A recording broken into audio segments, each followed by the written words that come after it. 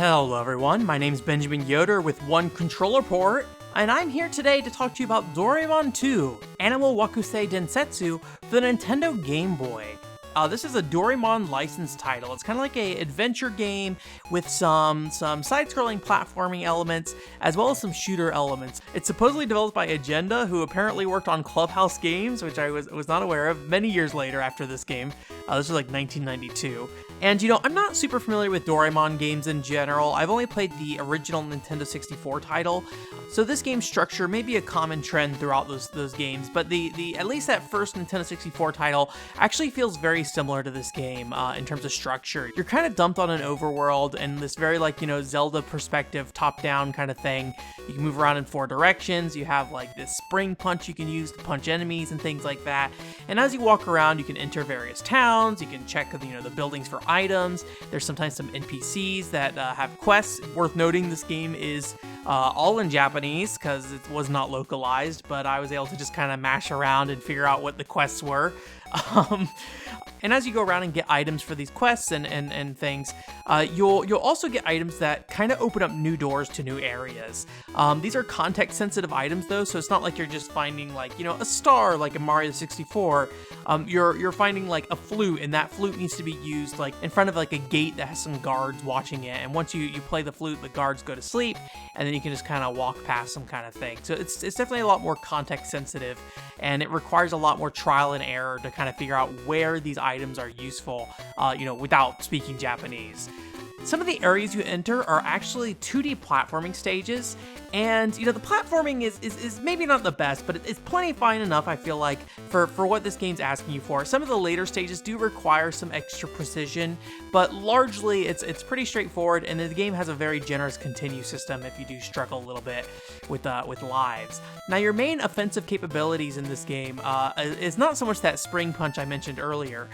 Pretty early on, you'll start to collect guns. Doraemon's default gun is literally just a revolver, apparently, at least in 1992. And as you collect these different guns, you find that they all have different shot types. So the initial gun he gets is just kind of a rapid fire gun, and then the second one's like a spread shot, and the one after that is kind of like a, I guess you could shoot it behind you and in front of you kind of thing. So I believe there's 5 guns in total, and there's a good variety of them, and none of them feel redundant or anything like that, which I think is pretty cool. Each has their up and downs, although largely for the most part, the standard pistol will mostly serve you, but things like the spread shot, it's definitely handy for killing things that coming at you from an angle above, but also shoot slower, so it's not as reliable if somebody, weaves past your spread shot bullet. There's a good chance they might dive right into your face.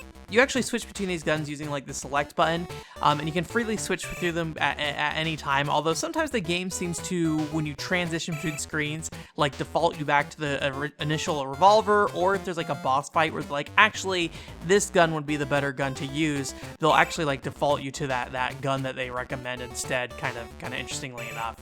The bosses are definitely somewhat challenging initially, but once you kind of figure out what gun you need to use with them, and like I said, they kind of tell you up front what those guns are as long as you have the gun. There's definitely a case I ran into where I went into a boss and didn't have the gun they needed, and then literally could not kill that boss, so I had to kind of just walk around and try to find what gun I needed to kill him.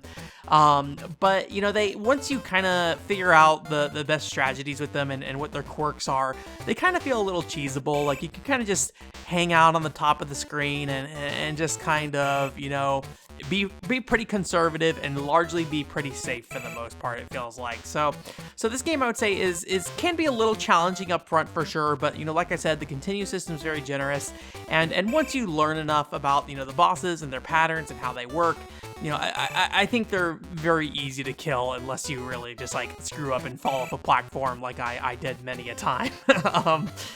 And then there's also levels that are just kind of side-scrolling shooters. In some ways, this game feels a lot like Super Mario Land. I mainly think about Super Mario Land because I recently played that, so it's kind of on the top of my head, and it's also a Game Boy game. But yeah, you have an on-rail shooter segment, and you just kind of do a side-scrolling thing where you shoot while you're flying, and you have free choice to all your guns. And then once you finish that stage, basically you'll get an item for that, and then that kind of closes off that area. Or if it leads you to a new area, it'll kind of dump you out into the next area. The original world you start in is pretty open, actually. You can kind of go around to any place, with the exception of like this bridge that has a breakpoint in it. So the early part of the game feels a lot less linear as you're kind of like walking around between all these places. But the back half of the game definitely feels a lot more linear, where you will go to new areas and new zones and different regions, and they all have different types of levels. But generally, you kind of just are going to go to one particular area to fight a boss. There might be some smaller pockets of like shorter levels, or like a bonus one-up room and things like that. But it does feel like there's just like a very clear defined path after that first world, and you just kind of are scooted along it and until you get to the end. There's actually some very interesting graphical effects in this game, and particularly the underwater areas in the forest. Underwater is like a wave effect that goes on screen, and in the forest, it's like a fog effect. I don't know how I feel about these. I'm not super familiar with the Game Boy hardware and what is easy or hard to do. It's an effect that I haven't seen a ton of on Game Boy, or at least not used to this degree, maybe for good reason, because it honestly was a little painful. I'm playing this on a TV using a Game Boy interface through like a FrameMeister, so maybe on like a original gray Game Boy screen, this does not look as as offensive, but it definitely is maybe not the most pleasant thing to stare at. But generally, for the most part, with the exception of the underwater stages, once you go into a stage, the view clears up, and so just get out of that overworld map pretty quick if it's making you sick. I kind of made a comparison to Super Mario Land earlier, and how this game kind of has shooting segments as well as platforming segments. Obviously, that game lacks like the more adventure segments that are kind of like Zelda here. And while this game is like worse feeling than the original Super Mario Land, it definitely has a good amount of variety. And it definitely feels like a more expansive game than that title too, for various reasons. As far as I can tell, there's no save system in this game, and so you do have to kind of sit down and commit to beat it. Again, all in Japanese. Maybe I'm missing something. Maybe there's a password system somewhere that I'm missing as well. But it only took me about 3 hours to beat it, so it's very, very doable to sit down and play through it that way.